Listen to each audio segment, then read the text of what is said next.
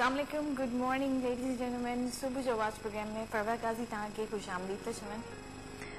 अॼु कल जे हालात जे मुताबिक़ ॾिठो वञे त ख़बर पई त कल जेको हालात ख़राब आहिनि, पर अॼु सुबुह जो हिते असां आयासीं त असांखे सभु कुझु नॉर्मल लॻो ऐं मतिलबु एतिरी ख़ासि ख़बर न पई त जेको हालात एतिरा ज़्यादा ख़राब आहिनि। बट एनीवे माण्हू वरी वापसि पंहिंजी रूटीन ते अची विया आहिनि ऐं जेके ऑफिस गोइंग माण्हू आहिनि उहे ऑफिस विया हूंदा।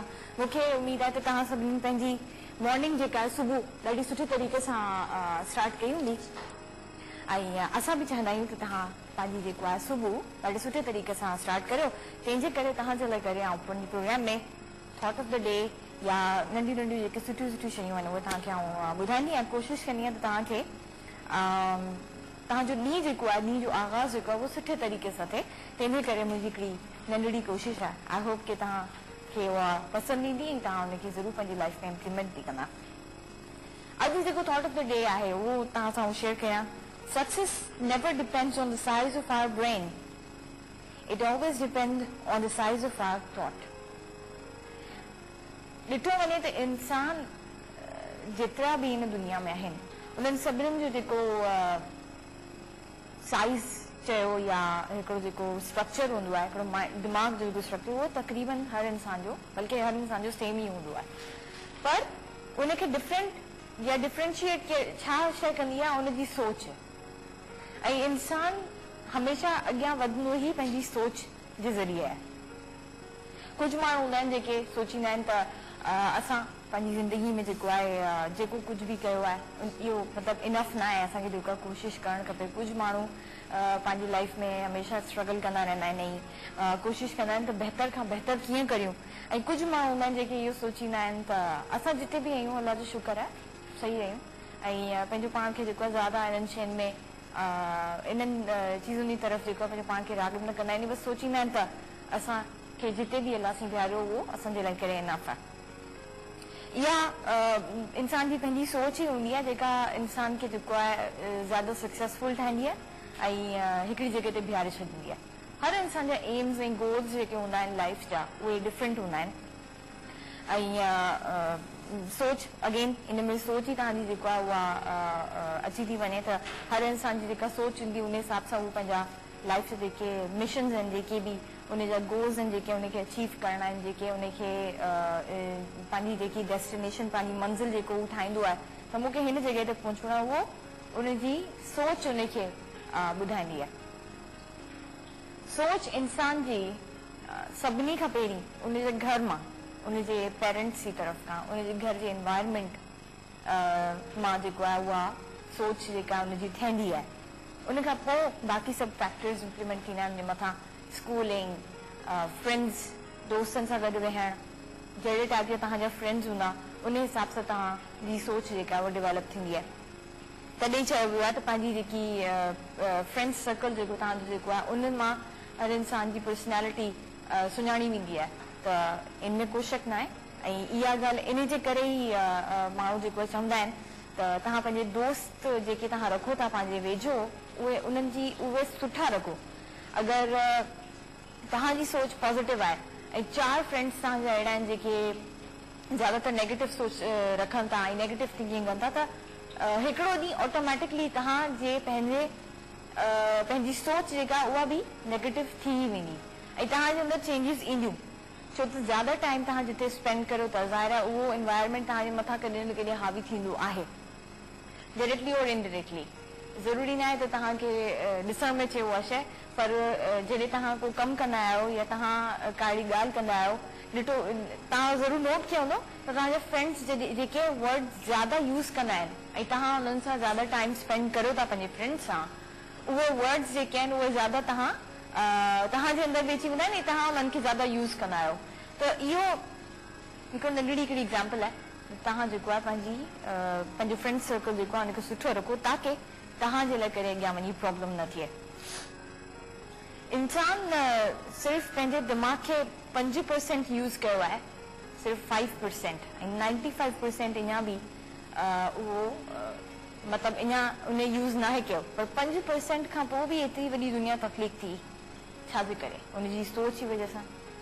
जेतिरा बि साइंसदान आहिनि उहे कीअं मतिलबु उन्हनि जेके इन्वेंशन्स कया आहिनि साइंटिफिक इन्वेंशन्स कीअं कया उन्हनि जी सोच ऐं उन्हनि जो जेको सोचण जो तरीक़ो उन्हनि उनजे मथां ऑब्ज़र्वेशन्स कयूं उन्हनि जी सोच अहिड़ी हुई तंहिंजे करे उन्हनि जेको आहे एतिरियूं डिस्कवरीज़ या जेतिरा बि इन्वेंशन्स कया आहिनि उहे उन्हनि जी सोच जी बिना ते थिया आहिनि त हमेशह जेको आहे पंहिंजी सोच जेका उहा सुठी रखो ताकी तव्हां सोचींदा न का शइ सुठी या पॉज़िटिव तेसि ताईं तव्हां उन जॻह ते पहुचंदा कीअं तव्हां सोचो सुठी सोच रखो ताकी तव्हांखे हुन जॻह ते पहुचण में या उन मंज़िल ते डेस्टिनेशन ते पहुचण में तव्हांखे आसानी थींदी जॾहिं तव्हां सोचींदा त तव्हां पंहिंजा रस्ता पाण ठाहींदा ऐं उन जॻह ते आफ्टर ऑल पहुची ई वेंदा इहो इन में जेको आहे हिकिड़ो फैक्ट आहे त सोच सुठी रखो ताकी तव्हां उन जॻह ते पहुची वञो इहा हिकिड़ी सुठी शइ मूं तव्हां सां शेयर कई हिकिड़ी ॿी ॻाल्हि जेकी सोसाइटी में मूं नोट कई आहे पंहिंजे त माण्हू जेके आहिनि उहे ज़्यादातर माण्हू जेके आहिनि सोचींदा आहिनि त असांखे जेका आहे या जेकी बि तव्हांजी ख़्वाहिश हूंदी आहे जेकी बि तव्हांजी घुर्ज हूंदी आहे उहा कॾहिं कॾहिं तव्हांखे न मिली सघंदी आहे त तव्हां मतिलबु माण्हू जेको इहो सोचींदा आहिनि त असांखे इहा असांजी ख़्वाहिश पूरी न थी सघी शायदि अलाह साईं असांखे असांजी दुआऊं क़बूल नथो करे या असांजी जेका ख़्वाहिश आहे उहा पूरी नथी थी सघे इंसान जे अंदरि नेगेटिव थिंकिंग ईंदी आहे नाशुक्रोपनू जेको हूंदो आहे नाशुक्री जो जेको फैक्टर हूंदो आहे उहो निकिरी ईंदो आहे ऐं उन खां पोइ जॾहिं हू ॿिए माण्हू खे ॾिसंदा आहिनि त उहा ख़्वाहिश आहे उहा शइ जेका तव्हांखे न मिली सघी ॿिए माण्हू खे मिली वई आहे त उन सां वरी जेलसी फैक्टर्स इहे सभु शयूं अची वेंदियूं आहिनि त इन्हनि शयुनि सां को फ़र्क़ु न पवंदो तव्हांजे सोच सां तव्हां अगरि इहो सोचो त ॿिए माण्हू खे जेको आहे उहा शइ मिली वई आहे ऐं तव्हां अंदरि ई अंदरि पंहिंजो पाण जे अंदरि जेको आहे अजीब क़िस्म जी थिंकिंग रखो को बि फ़र्क़ु न पवंदो अलाह साईं हर इंसान खे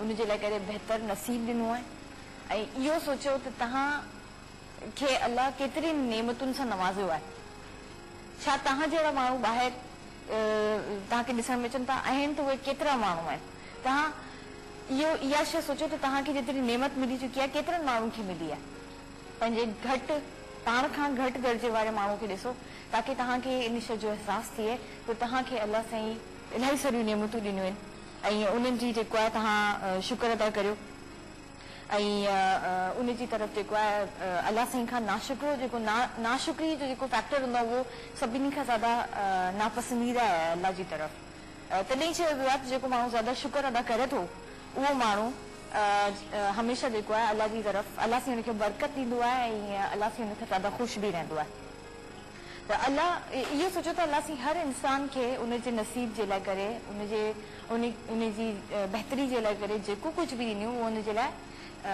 उनजी बहितरी जे लाइ ऐं उनजो जेको नसीब आहे उहो उनखे मिले पियो इहो बि चयो वेंदो आहे त अलाह कॾहिं बि उन इंसान खे एतिरी तकलीफ़ या एतिरो ॾुख न ॾींदो जेतिरो हू बर्दाश्त न करे सघे मतिलबु अगरि तव्हांखे का तकलीफ़ आहे का ॾुख आहे त इहो सोचो त अलाह तव्हांजी बर्दाश्त खां ज़्यादा का शइ न ॾिनी आहे ओतिरी ई शइ ॾिनी आहे जेका तव्हां बर्दाश्त करे सघो था ऐं ख़ुशी या ज़िंदगी में जेके लाइफ में तव्हांखे अपॉर्चुनिटीज़ मिलियूं आहिनि उहे बि अलाह साईं तव्हांजे साम्हूं रखंदो आहे इन लाइ जो उनखे ख़बर आहे त तव्हां इहा शइ करे सघो था तंहिंजे करे अलाह जो शुक्र अदा करियो ऐं हमेशह इहो सोचो त अलाह साईं तव्हांजी बहितरी जे लाइ करे नसीब जेको बि ॾिनो उहो तव्हांजी बहितरी जे लाइ आहे ऐं उन शइ खे तव्हां पॉज़िटिव सोचो ऐं ॿियनि जी ख़ुशी में ख़ुशि थियो ॿी हिकिड़ी शइ तव्हांखे आउं ॿुधाईंदसि हिकिड़ो मतिलबु सुठी कहावत आहे त अगरि तव्हां मुश्किल वक़्त में मुस्कुराए सघो था ऐं तव्हां मुश्किल वक़्त में जंहिं वक़्तु तव्हां पूरी तरह खां टुटी चुका हुजो उन वक़्तु तव्हां अगरि मुस्कुरायो तव्हां ऐं नथा टुटो त तव्हांखे दुनिया जी का बि ताक़त जेका आहे उहा तव्हांखे तोड़े नथी सघे इंसान पंहिंजे पाण खे एतिरो मज़बूत रखे मुश्किलातूं हर इंसान जी ज़िंदगी में ईंदियूं आहिनि इहो हिकिड़ो पार्ट ऑफ लाइफ आहे ऐं इन शइ खे तव्हां केतिरो बि न चाहींदे हुजे बि तव्हांखे जेको आहे इहा शइ फेस करणी ई पवंदी आहे पर इंसान जेको आहे हमेशह पंहिंजो पाण खे मज़बूत रखे अॼुकल्ह जा चैलेंजिस जेके आहिनि हालात जेके आहिनि उनखे फेस करियो ऐं पंहिंजो पाण खे मज़बूत रखो इन ख़ूबसूरत ॻाल्हि सां गॾु पाण ब्रेक वठंदासीं, ब्रेक जो टाइम आहे, ब्रेक खां पोइ वरी तव्हां सां गॾु it's time for short commercial.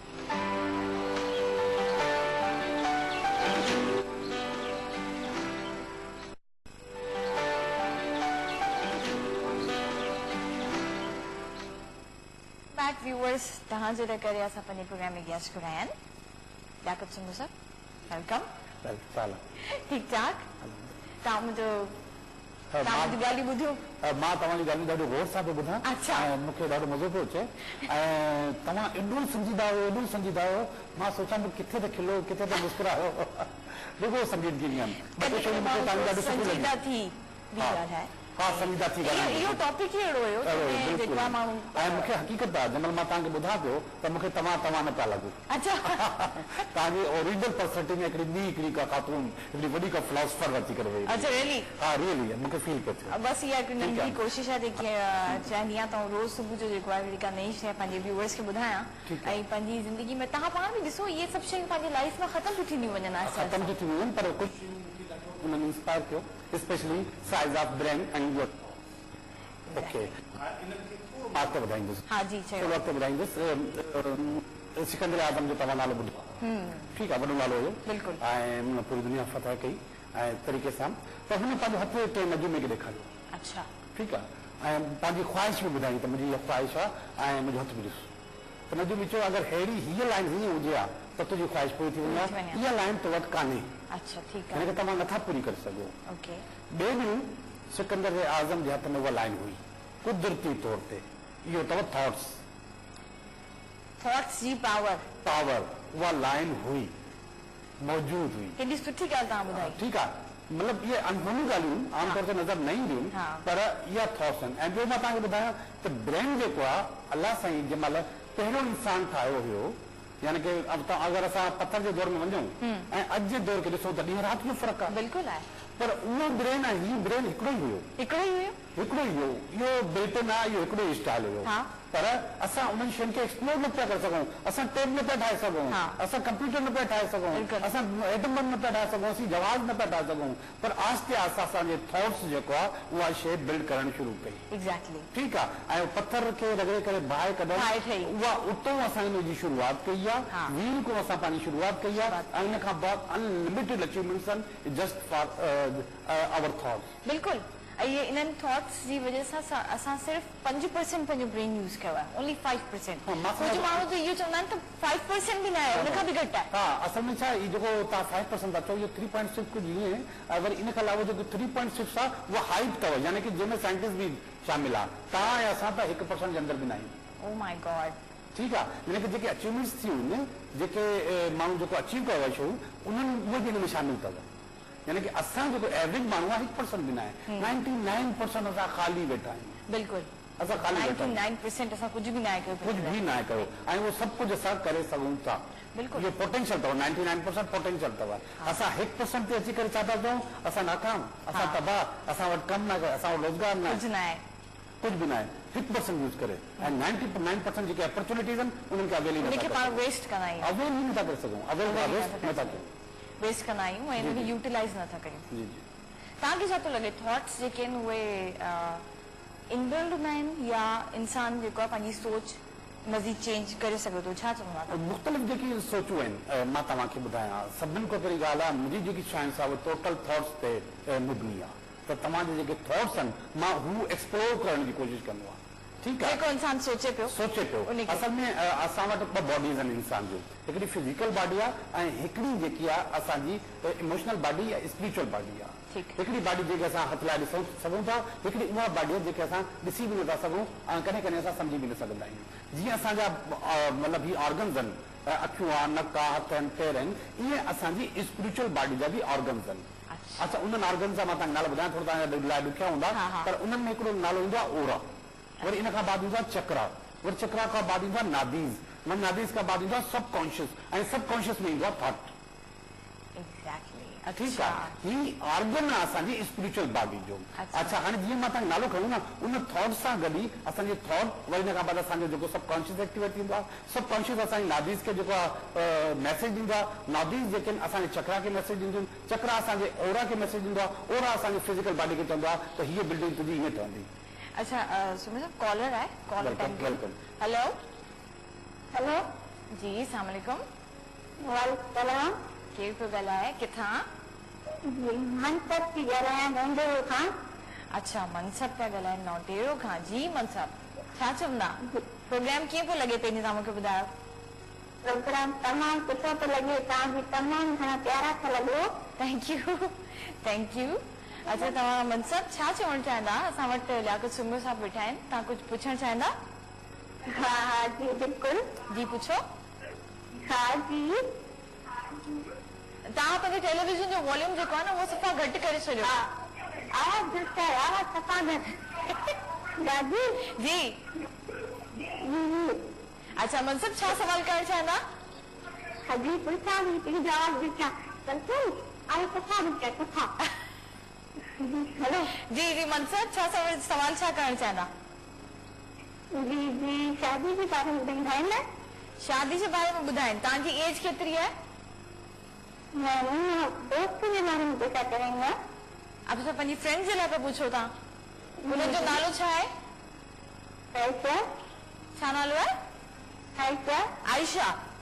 जी अच्छा, आयशा जी अच्छा, शादी। आयशा जे लाइ तव्हां छा था पुछो त हुनजी शादी कॾहिं थींदी, ईअं था पुछो? हाँ जी लव मैरिज थींदी आहे, अरेंज मैरिज ओके। ॿारनि में या पंहिंजनि में? ओके, मां तव्हांखे ॿुधायां थो ऑन एयर ॿुधी सघो था तव्हां। जी तव्हांखे जी जी चयो। एकता आयशा जी एकता। अच्छा, आयशा, आयशा नालो आहे जी, न? आयशा। आयशा जी शादी जे लाइ सवाल पिया करो, तव्हांखे असां ऑन एयर जवाब ॾियूं था। ओके अल्लाह ओके ओके, अल्लाह हाफ़िज़, थैंक यू। ॾाढो इम्पोर्टेंट क्वेश्चन हूंदो आहे त पंहिंजनि में थींदी या ॿाहिरि थींदी शादी। इन जे लाइ छा जवाब ॾींदा तव्हां डॉक्टर सुमित साहब? ॾिसो, मां हिकिड़ो कार्ड कढण जी कोशिशि कई, मूंखे थोरो पंहिंजनि में मतिलबु ॿारनि में थियण लाइ या लव मैरिज लाइ थोरी रुकावट महसूसु कई। मां फौरन सफल करे ॿिए कार्ड खे ॾिसण जी कोशिशि कई। अगेन मूंखे रुकावट महसूसु थी पसंदि जी शादी जे लाइ। ठीकु आहे, हिन जी शादी पंहिंजनि में ऐं वॾनि जी मर्ज़ी सां थींदी। ओके, तव्हांजी शादी पंहिंजे वॾनि जी मर्ज़ी सां थींदी ऐं पंहिंजनि में थींदी। पंहिंजनि में थींदी ऐं इहो आयशा लाइ जवाबु आहे। अच्छा ठीकु आहे। आयशा, आयशा ॿुधी छॾियो हूंदो ज़रूरु। ॿुधी छॾियो हूंदो। ऐं हा बिल्कुलु। बसि हाणे तव्हांजो जेको कार्ड निकितो उहो तव्हांखे जवाब सां ॿुधायो। अच्छा यादि साहब, तव्हां ॻाल्हि कई पे थॉट्स जे बारे में। हा, त तव्हां चयो त इहो हिकिड़ो फैक्टर आहे तव्हांजे पंहिंजे इल्म में बि, इहो हिकिड़ो मतिलबु हिकिड़ो पार्ट आहे तव्हांजे इल्म जो पार्ट आहे। थॉट्स जेको ॾिठो वञे त ही टेंजिबल न आहे, इनटेंजिबल आहे, असां हिनखे ॾिसी नथा सघूं। राइट। ठीकु आहे, हा। पर उनखे बिल्ड करे सघूं था, ठाहे सघूं था। अच्छा। अगरि हिकु जेकी बिल्डिंग ठहियल आहे उनजो जेको आइडियो आहे उहो थॉट्स। अच्छा, त पोइ नेचर छा आहे? हर इंसान जी नेचर हिकिड़ी हूंदी आहे ठहियल। हा, उन मतिलबु अगरि को इंसान आहे उनजी नेचर हिकिड़े तरीक़े जी ठहियल आहे ऐं उनखे असां चयूं त मतिलबु ॾिसे थो ॿाहिरि ऐं पर उनजी थिंकिंग में जेको आहे चेंज नथो अचे। थिंकिंग में तव्हां चेंज आणे सघो था। मां तव्हांखे ॿुधाए छॾियां। हाणे फर्स्ट करो पामिस्ट्री ते असां कमु कंदा आहियूं। हाणे अच्छा, पामिस्ट्री कॉलर है, कॉल है। हेलो अस्सलाम वालेकुम अस्सलाम जी, केर पियो ॻाल्हाए? अभी फिदा हुसैन चनो फ्रॉम दुबई तो ॻाल्हायां। फिदा हुसैन साहब दुबई मां पिया ॻाल्हायो?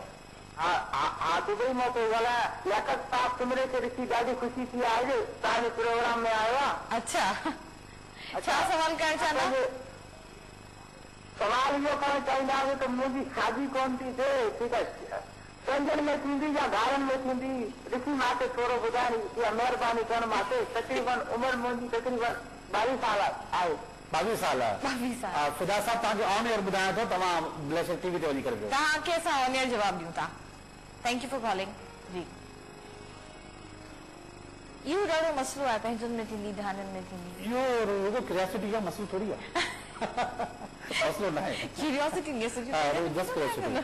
अदा फिदा साहब, तव्हांजी शादी पंहिंजनि में ऐं तव्हांजी मर्ज़ी सां थींदी। ज़ाहिरी ॻाल्हि आहे, घर वारा जंहिं महिल सोचींदा त तव्हांजी शादी कराइणी आहे त सभिनी खां पहिरियों तव्हां खां अची करे पुछंदा तव्हांजी मर्ज़ी सां ऐं पंहिंजनि में थींदी। ओहो ज़बरदस्त। अच्छा लियाकत साहब, तव्हांखे कहिड़ो कार्ड ॾिसण में आयो? इहो बि असांखे ॿुधायो न, मतिलबु कार्ड में छा ठहियल आहे जो तव्हांखे पॉज़िटिव शइ इहा ॾिसण में आई? ॾिसो, मां पहिरियों जेको कार्ड कढां थो उन में मां ॾिसां थो लव मैरिज।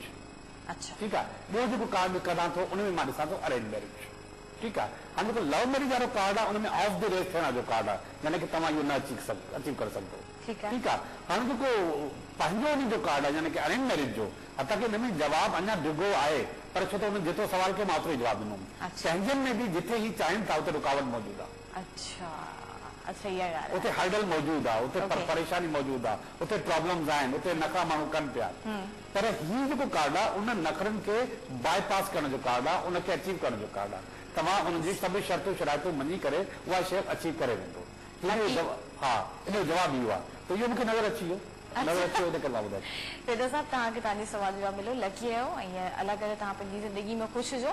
ब्रेक जो टाइम आहे, ब्रेक खां पोइ वरी अची लियाकत साहब सां पाण पंहिंजी डिस्कशन कंटिन्यू कंदासीं। Stand for short commercial.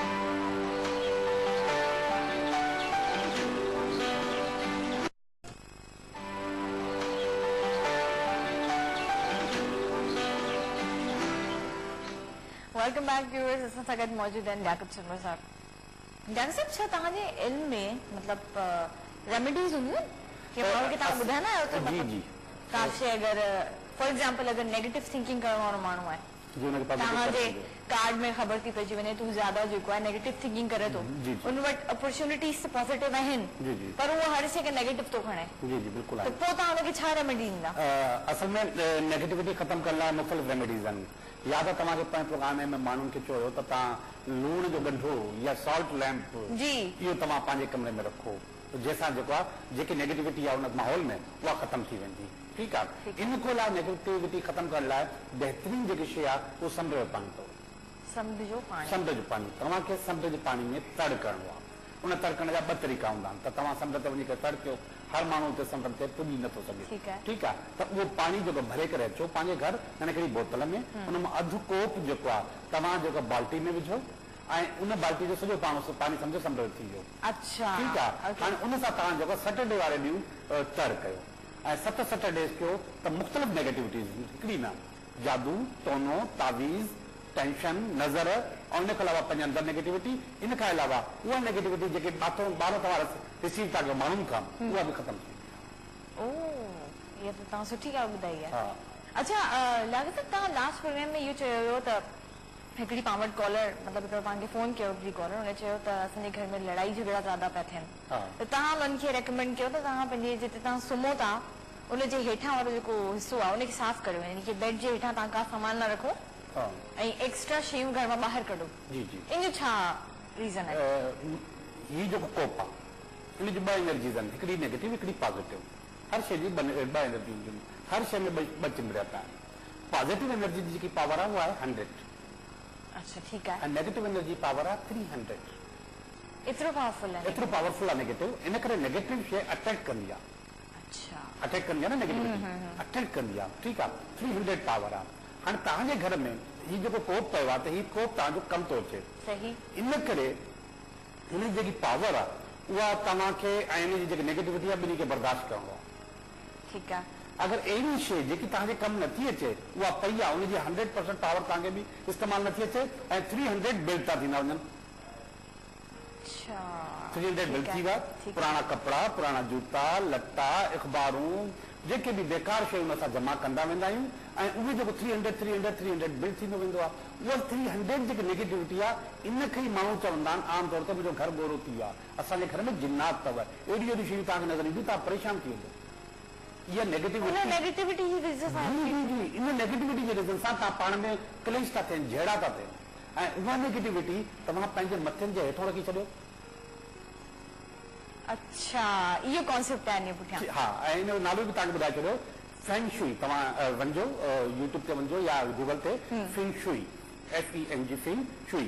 Feng हवा खे चइबो आहे, शुई जेको आहे पाणी खे चइबो आहे। फेंग शुई चाइनीज़ इल्मु आहे। ऐं असांजो जेको पंहिंजो जेको विरासत में मिलियल आहे, यानी कि असां इंडियंस खे या असां सिंधियुनि खे, उन जो नालो आहे वास्तु शास्त्र। तव्हां इहो नालो तमामु कॉमन ॿुधियो बि हूंदो। तव्हांखे मां ॿुधायां, तव्हां अगरि पुराणनि सिंधी इलाइक़नि में वञो, शिकारपुर वञो ऐं तव्हां जेको आहे रोड़ी वञो, त तव्हांखे उते पुराणी जेके जायूं नज़र ईंदियूं, उन में तव्हां अंदरि वञो, तव्हांखे एॾो सुकून, एॾो पीस मिलंदो, तव्हां हैरान थी वेंदो। इहे सभु जायूं वास्तु शास्त्र जे असूलनि जे तहत ठहियल आहिनि। अच्छा, जेको इंफ्रास्ट्रक्चर आहे उन हिसाब सां घर में किचन किथे ठाहिजे, वॉशरूम किथे ठाहिजे, कॉमन रूम किथे हुजे, लिविंग रूम किथे हुजे, तव्हांजो बेडरूम किथे हुजे, इन सभिनि जूं जायूं फिक्स थियल आहिनि। अगरि तव्हां उन्हनि खे चेंज था कयो, अगरि तव्हां उनखे चेंज था कयो त पोइ असांजे घर असां वटि जेको बेचैनी थी अचे। अॼु जो जेको आर्किटेक्ट आहे उनखे त इहा शइ कान बल्कि अॼु जेको मॉडर्न आर्किटेक्ट आहे यानी कि जेके हाणे ठहनि था उहे जेको इन असुल ते ठहनि था। दुबई में एॾी वॾी बिल्डिंग ठही आहे, छा नालो आहे हुनजो? बुर्ज खलीफा। हा, बुर्ज खलीफा सॼो वास्तु ते ठहियल अथव। हाणे जेको हर जेकी शइ जेको ठहे थी उहो वास्तु ते ठहे थी। इन सां छा थींदो आहे मतिलबु इंसान जे दिमाग़ ते कीअं उहो इफेक्ट कंदो आहे इहो इल्मु? ॾिसो माना अगरि तव्हां हिकिड़ी ज़मीन तव्हांखे जे माण्हू खे इन शइ जो इल्मु हुजे हुनखे तव्हां पंहिंजो घर जी ज़मीन ॾेखारो, फॉर एग्ज़ाम्पल तव्हांखे हिते घर बिल्ड करिणो आहे, तव्हां हुनखे ॾेखारो त तव्हांखे उहो चवंदो त हिते किचन हुजणु खपे, हिते फलाणी शइ, इहा शइ इंसान जे मथां मतिलबु कीअं इफेक्ट थी करे? मां तव्हांखे ॿुधायां थो। तव्हांखे अगरि मां चवां ॿाहिरि गर्मी आहे, तव्हां कारा कपिड़ा पाए करे ॿाहिरि निकिरो, तव्हांखे छा महसूसु थींदो? गर्मी थींदी। अच्छा कपिड़ा पाए वञो छा थींदो? थधो फील थींदो। ठीकु आहे। वरी इन खां अलावा तव्हां वण जे हेठां बीहंदो त छा महसूसु थींदो? सुकून मिलंदो। ऐं उस में बीहंदो छा मिलंदो? परेशानी थींदी। ठीकु आहे, ईअं आहे न आहे त इहे शयूं तव्हांखे नंढड़ी मिसाल ॾिनी। इहो तव्हां थोरी देरि लाइ वञो था कपिड़ा पाए करे कारा, या वरी तव्हां शाम में बीहो था, तव्हांखे हुनजो असर थो थिए। जॾहिं तव्हांखे हुन घर में रहणो आहे त उहा शइ उहा जाइ तव्हांखे कीअं असर अंदाज़ नथी करे सघे। इनमें कलर्स जो, इनमें हवा जो, इनमें पाणी जो, रुखनि जो पूरो अंदाज़ो करणो पवंदो आहे। नॉलेज है हमारे पास, कॉलर है, अटेंड कर। हेलो, अस्सलाम वालेकुम। वालेकुम अस्सलाम जी, केरु पियो ॻाल्हाए? सिंगर हमज़ अली सारे पियो ॻाल्हायां थी लाखाने खां। नालो पंहिंजो वापसि खां ॿुधाइजो। सिंगर हमज़ अली सारियो। हमज़ अली। अच्छा, हमज़ अली किथां? जी, लाखानो। अच्छा, हम साहब कीअं आहियो तव्हां? ठीकु आहियो? तव्हांखे प्रोग्राम कीअं पियो लॻे? तमामु सुठो ऐं तक़रीबन आवाज़ी जा जेकी प्रोग्राम आहिनि उहे तमामु सुठा आहिनि। अच्छा, जेके तमामु सुठा प्रोग्राम आहिनि, ख़ासि करे जेको हीअ मॉर्निंग सुबुह जो प्रोग्राम आहे, सुबुह जो आवाज़ तमामु बहितरीन, ऐं जेको सर लियाकत कुमर ईंदो आहे माशाल्लाह तमामु सुठो। तक़रीबन जेके आहे सॼो असांजो ॿाहिरि आहिनि जनरूं आहिनि उनखे सुठी एडवाइस ॾींदो आहे। उन्हनि जूं जेके बि ज़हननि में जेके ॻाल्हियूं आहिनि उन्हनि खे उन्हनि जूं मुश्किलूं सॼो हल कंदो आहे। तमामु सुठी ॻाल्हि, तमामु सुठा प्रोग्राम आहिनि आवाज़ जी, ख़ासि करे जेको सुबुह जो आवाज़ आहे तमामु बहितरीन। Thank you, thank you. हम सां को सवाल करणु चाहींदा? हा, मुंहिंजो हिकिड़ो सवाल आहे सर खां, पर हिकिड़ो सॉन्ग ॿुधाइणु चाहियां थो तव्हांखे। सॉन्ग ॿुधाइणु चाहिनि था ऐं सवाल बि करणु चाहिनि था। पहिरियों सवाल ॿुधायो पोइ सॉन्ग जी ॻाल्हि कयूं। हा, पहिरीं सवाल ॿुधायो पोइ सॉन्ग। जाकिर साहब अस्सलाम वालेकुम। वालेकुम सलाम। कीअं आहियो सर? ठीकु ठाक? अल्लाह जो वॾो करम आहे। जी हम सर, मुंहिंजो क्वेश्चन आहे त मुंहिंजो ब्रदर रहंदो आहे सऊदी अरब में। जी जी। उहो एगामे ते आहे, वीज़ा ते। जी जी। उनखे 10 साल थी विया आहिनि कंटिन्यू, मतिलबु रहे पियो सऊदी अरब में माशाल्लाह। हाणे हुनजो एगामो नओं थो थिए, रिन्यू थो थिए। हा, मतिलबु रिन्यू थो थिए त सर मुंहिंजे भाउ पेमेंट वग़ैरह सभु ॾेई छॾी आहे हुते सऊदी अरब जे इन में जेको बि आहे गवर्नमेंट में। उनजे बावजूदि माना उनखे तमामु मुश्किलूं नज़र थियूं अचनि, एगामो नथो थिए, हे हो मतिलबु छा रीज़न आहे? छो त मुंहिंजे भाउ जो सर एगामो नओं थिए या इनजी पोयां का जड़ाए या को ॿियो सिस्टम, इन जे बारे में मूंखे ज़रूरु तव्हां सां कजो।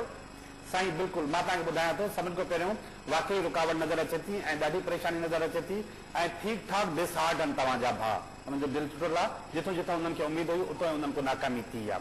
हाणे जेको जेकी शइ आहे उहा आहे जस्टिस। जस्टिस जो टाइम आहे, जस्टिस जो कार्ड आहे विच में, ऐं जस्टिस जो टाइम आहे। इन जस्टिस जे टाइम जो मक़सदु आहे त हाणे थोरो इंसाफ़ ते ॻाल्हि वधे थी ऐं हीउ जेको कार्ड आहे हीउ अक़ामो मिलण जो कार्ड आहे, अचीव करण जो कार्ड आहे। 3 महीननि खां बाद इनशाअल्लाह तव्हांजो भाउ अक़ामो हासिल करे वेंदो। वेरी नाइस, महिरबानी। हम ब्रेक जो टाइम आहे, ब्रेक खां पोइ वरी अची असां लियाकत सुमर सां पंहिंजी डिस्कशन कंटिन्यू कंदासीं। It's time for short commercial state.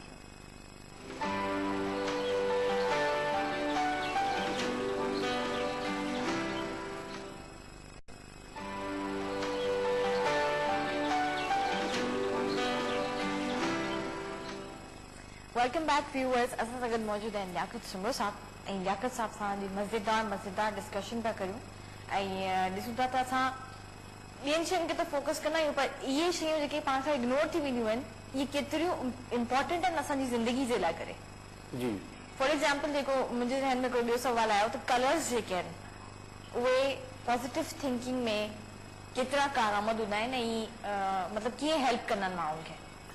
ॾिसो इहा ॻाल्हि त साबित थी वई त जंहिंमहिल मां तव्हांखे चयो त तव्हां कारो कलर पाए करे ॿाहिरि वेंदो त तव्हां चओ मूंखे गर्मी थींदी, अछो कपिड़ो पाए करे वेंदो त तव्हां चओ त मां कूल महसूसु कंदुमि। त इहो जेकी थिंकिंग आहे इहा शुरू वरी थॉट्स खां थी थिए, वरी तव्हांजो सबकॉन्शियस सभिनी खां पहिरियों सेटिस्फाई थो थिए त मां डिस्टर्ब आहियां या मां बिल्कुलु सही आहियां। इन करे तव्हांजे जेके घर जा जेके कलर्स आहिनि उहे तव्हांजे मूड ते मुनसिर हूंदा आहिनि। तव्हां अगरि डार्क कलर घर में कंदो, डार्क शयूं रखंदो त तव्हांजो मूड बि स्पीडी ऐं डार्क थींदो। तव्हांखे गुस्सो में तेज़ी हूंदी, जी बिल्कुलु तेज़ी, ऐं मतिलबु गुस्सो नंढी नंढी ॻाल्हि ते ईंदो। अगरि तव्हां डार्क कलर जेको कंदो ठीकु आहे, पर हर कलर जो पंहिंजो हिकिड़ो मूड हूंदो आहे।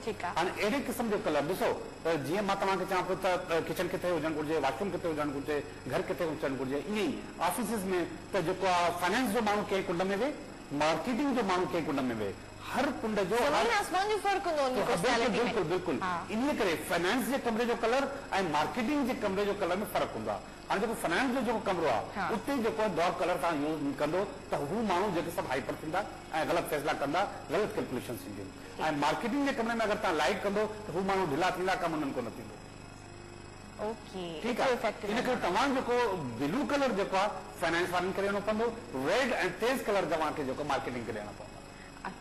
त वधीक स्पीडी थियनि, वधीक कमु कनि, वधीक रिज़ल्ट ओरिएंटेड थियनि, ईअं न त वेही करे फैसला कनि। ठीकु आहे, ऐं फाइनेंस वारनि जो कमु आहे वेही करे करणु, तव्हांखे कैलकुलेट करणु ऐं उनजे लाइ उन्हनि खे अमन खपे, पीस खपे, त तव्हां उन्हनि खे पीस जो कलर ॾींदो।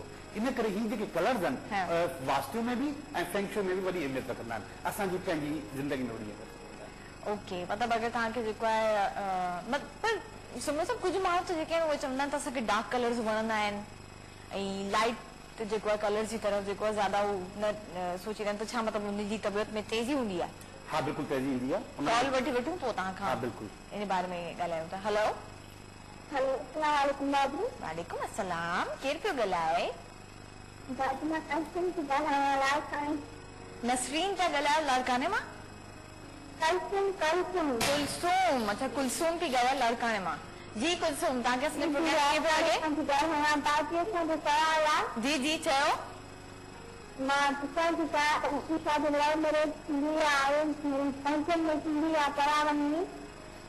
अच्छा, शादी पंहिंजनि में थी? अॼु जो असांजो जेको हॉट टॉपिक आहे इहो पंहिंजनि में थींदी आहे, परावनि में। कुलसूम तव्हांजी एज केतिरी आहे? 17 years। जी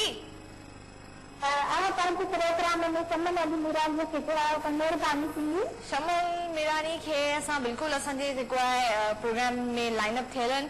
असां जीअं ई असां उन्हनि सां कॉन्टेक्ट कंदासीं ऐं उन्हनि वटि टाइम हूंदो त ज़रूरु असां पंहिंजे प्रोग्राम में घुरंदासीं। असांजे मतिलबु प्रोग्राम जे जेको प्लान असां कयो आहे नेक्स्ट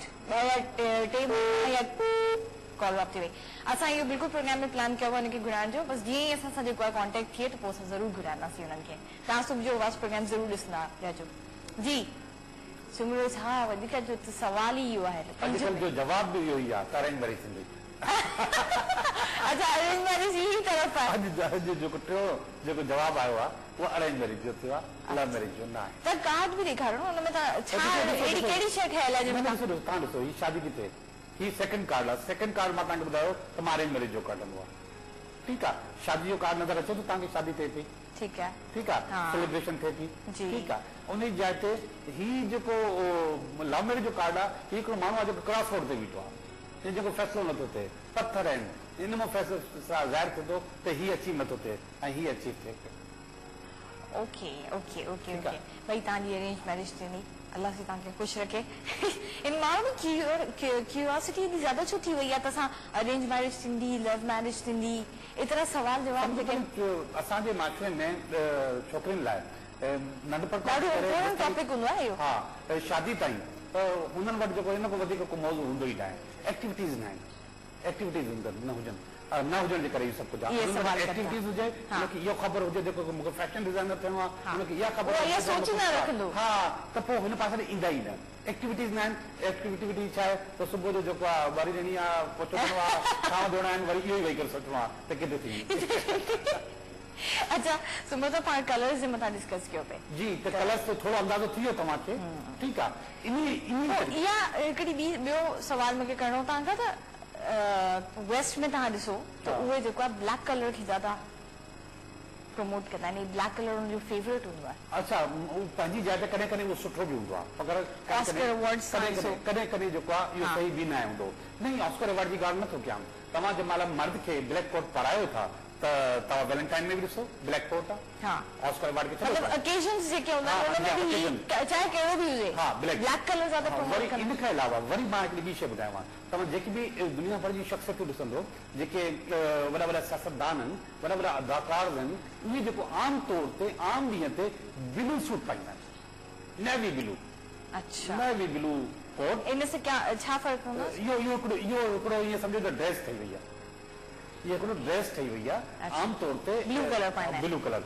वरी इन खां अलावा तव्हां जब मीडिया ॾींदो त तव्हांखे उहो ब्लैक नज़र अचे ठीकु आहे पर ब्लैक बि इन करे नज़र अचे थो त हू जेको अंदरि शर्ट पाइनि था लाइट ब्लू कलर जी आम तौर ते पाइबी आहे उहा ॾाढी ॿाहिरि निकिरंदी आहे ॾाढो हुनमें लुक ॾाढो ज़बरदस्त थींदो आहे अच्छा फीलिंग्स बि जेको आहे उहो फीलिंग्स बि बहितर हूंदी थधियूं थधियूं जेके हा त ओवरऑल मां तव्हांखे हिकिड़ी मिसाल ॾियां मां मुख़्तलिफ़ क़ौमूं आहिनि मां इन्हनि क़ौमुनि में सभिनि खां वधीक कूल जेको पंहिंजे सिंधी माण्हुनि खे सम्झंदो आहियां ॾाढा कूल हूंदा आहिनि ॾाढा थधा हूंदा आहिनि ठीकु आहे तव्हां अॼु वञी करे ॾिसो त वधि में वधि वाइट यस ये ॻाल्हि त तव्हां सही चई आहे ठीकु आहे ज़्यादा से ज़्यादा वाइट कलर वाइट कॉलर भी है हमारे साथ बड़ी कंटिन्यू करूँ था हेलो हेलो हेलो अस्सलाम वालेकुम अस्सलाम जी के पियो ॻाल्हाए फरज़ाना पई ॻाल्हायां गुलशन हदीद सां फरज़ाना पिया ॻाल्हायो किथां गुलशन हदीद मां जी फरज़ाना तव्हांखे प्रोग्राम कीअं पियो लॻे प्रोग्राम जी तारीफ़ करण लाइ ख़ासि फोन कई आहे माशाअल्लाह ॾाढो सुठो प्रोग्राम रखियो तमामु ज़बरदस्त थैंक यू फरज़ाना तव्हां कुझु सवाल करणु चाहींदा असांजे सुमर साहब खां कोई सवाल त न आहे करिणो तव्हां ॾाढा पसंदि आयो हुआसीं तव्हां प्रोग्राम बि ॾाढो सुठो लॻे थो आहे रोज़ कोशिशि कंदा आहियूं थैंक यू तव्हांजी वॾी महिरबानी तव्हां कॉल कई ऐं इंशाल्लाह वरी तव्हां कॉल कंदा रहिजो असांजे प्रोग्राम में थैंक यू हुनजी नंबर ई न लॻंदो आहे जी नंबर न लॻंदो आहे हाणे लॻंदो आहे अच्छा इंशाल्लाह हाणे लॻंदो thank you for calling thank you ji Soomar sahib जी अलाए अच्छा मां तव्हां ॿुधायो त वधि में वधि कुल माण्हू हूंदा आहिनि ऐं हुन में वाइट कलर ज़्यादा वाइट कलर पर उन हिसाब सां तव्हां ॾिसो कमनि में बि कूल स्पीडी न कम में कूल जेकी नौकिरी मिली आहे सुबुह जो वेंदा शाम जो ईंदा हिन खां बाद कुझु न आहे करिणो दुनिया हेॾो कोॾे थी वञे कुझु न आहे करिणो हाणे मां इहो मूड तव्हां शहरनि में अचो तव्हांखे वाइट कलर एॾो इस्तेमालु थींदो नज़र न ईंदो तव्हांखे मुख़्तलिफ़ कलर्स नज़र ईंदा हाणे उहे जेके मुख़्तलिफ़ कलर्स आहिनि उहे तव्हांजे उनजी एप्टीट्यूड में नज़र ईंदा हू मुख़्तलिफ़ ज़हन जा माण्हू हूंदा हिकु घर में हिकु ज़हन जा माण्हू न आहिनि मुख़्तलिफ़ ज़हन जा माण्हू आहिनि कोई छा थो करणु चाहे कोई छा थो करणु चाहे वरी इन खां अलावा उन्हनि कलर जे हिसाब सां स्पीड सुबुह जो हिकिड़ी नौकिरी करे अचनि था शाम जो वरी ॿी कनि था राति जो वरी टी कनि था कॾहिं ट्यूशन था पढ़ाइनि कॾहिं कुझु था कनि कुझु न कुझु उन्हनि खे लॻो पियो आहे हर शइ में स्पीड आहे त तव्हांखे शयुनि खे स्लो करिणो आहे त लाइट अच्छा लाइट कलर करिणो आहे त तव्हांखे वधणो आहे इन लाइ करे ॾिसो तव्हां नोट कयो हूंदो त ब्रशर्स जेके पाण ॾिसंदा आहियूं या जेके टेलीविजन मथे जेके लोगोस ठहियल हूंदा आहिनि उनजो कलर बि डार्क ई हूंदो आहे उनजी वजह हूंदी आहे छा उनजी वजह इहा हूंदी आहे त स्क्रीन जेको आहे मुख़्तलिफ़ कलर्स जेके उन महिल ईंदा आहिनि तव्हां फर्स्ट करे असांजो जेको शो हले पियो हिन में जेको आहे येलो एंड ऑरेंज जेको आहे वधीक नज़र थो अचे वरी इन खां अलावा ॿिया कलर बि अची सघनि था हा उन जाइ ते अहिड़ो लोगो कमु ईंदो जेको इन सभिनी जे मथां डोमिनेट थी वञे सभिनि खां वधीक नज़र अचे कॉल आहे हेलो